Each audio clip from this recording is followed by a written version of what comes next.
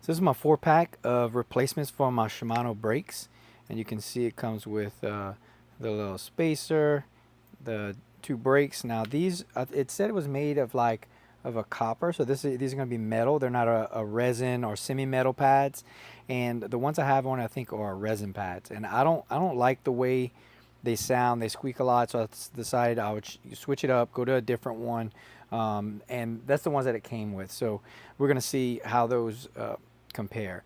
But this is also a great tool to have. This is the spacer, and so if my brakes sound like they're actually rubbing, I put this on there and it goes in between, and that's going to give you the space you need between your disc and your actual pads. So that's a great one to have. I don't have that in my toolbox, so I really like having that. Here's a little plastic depressor. Instead of using a screwdriver and messing up my brakes, I can just push it with this one, and that's another great one to have. And then they actually give you, I think this is a hex 5 key that will take the brake assembly off, because you will have to take the brake assembly off for this one.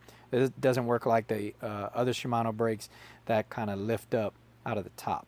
So I'm gonna go ahead and show taking that the brake caliper off, and then putting this new one in, and it gives you a brand new pin. So you can either use the pin it comes with or put a brand new one on there. So I'm gonna go ahead and remove the caliper by taking these 2 off, and then it should come out of the bottom right here. Now that the caliper is unscrewed, just take it right off. You can see that pin is bent right here. It's a little keeper pin. Take some needle nose pliers, bend that straight, and then it should come straight out. After the pin falls out, the brake pads come straight out the bottom. Just push them from the top.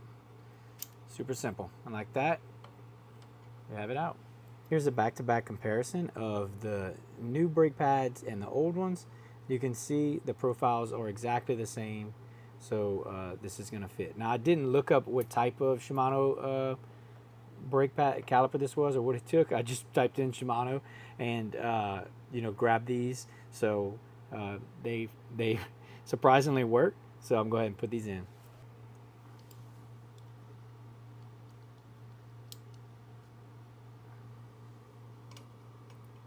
Now I will be using the factory keeper pin just because I like that look. The silver one is a little bit longer, but it will fit. I like the factory one, so I'll be putting the factory one back in.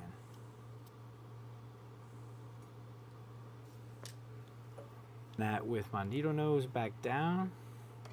That way it stays in place.